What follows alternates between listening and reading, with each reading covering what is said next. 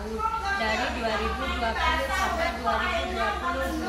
Pekerjaan saya menjaga anak 7 bulan dan mengerjakan pekerjaan rumah seperti menyapu, mengepel, mencuci, menyetrika, dan memasak. Saya bisa memasak masakan Indonesia seperti orek tempe, ayam goreng, sayur sup, dan Now I am in the kitchen. This is kitchen cabinet, rice cooker, electric heater, freezer, and this is